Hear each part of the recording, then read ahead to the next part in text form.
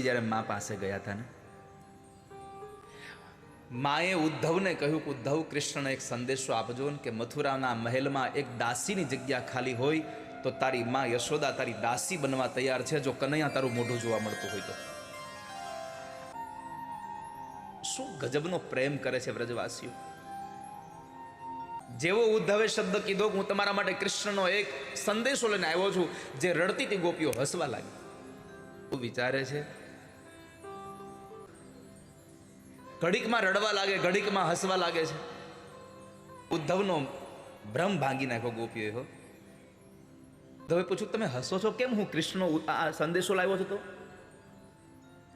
ત્યારે ગોપી કીધું, ઉદ્ધવજી, સંદેશો એનો હોય જે બારગામ ગયા હોય.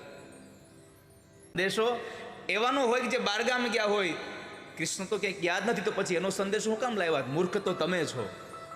કૃષ્ણ તો વ્રજમાંથી ગયા જ નથી ક્યારે.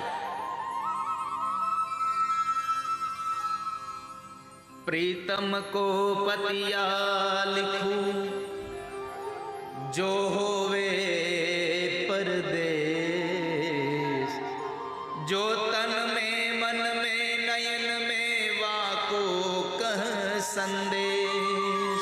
जे मारी आंखમાં છે, જે મારા મનમાં છે, જે મારા શરીરમાં જે છે, રોમે રોમમાં જે કૃષ્ણ વ્યાપ્યો છે, એનો સંદેશો શું લાવવાનો?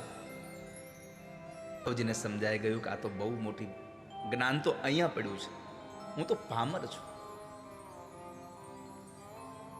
પણ ગોપીઓએ એક પ્રાર્થના કરી, ઉદ્ધવ, કૃષ્ણને અમારી એટલી પ્રાર્થના કહેજો ને, તમે ઉદ્ધવ મથુરા જાઓ તો કૃષ્ણને એક અમારો સંદેશો આપજો. માને તો મનાવી લે જો રે એ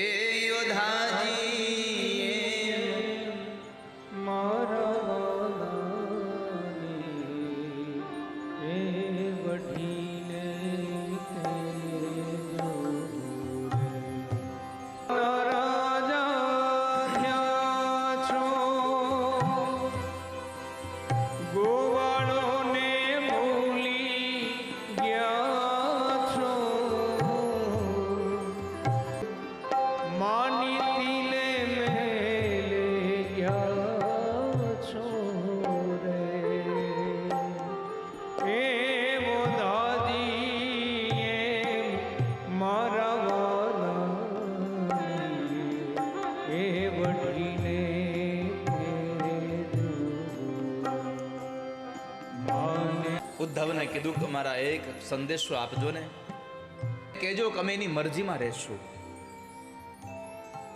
અહીંયા ગોપીઓનો પ્રેમ બતાવે છે કે આપણે જેને પ્રેમ કરીએ ને, એને જે પ્રિય હોય ને એ કરવામાં સાચો પ્રેમ છે.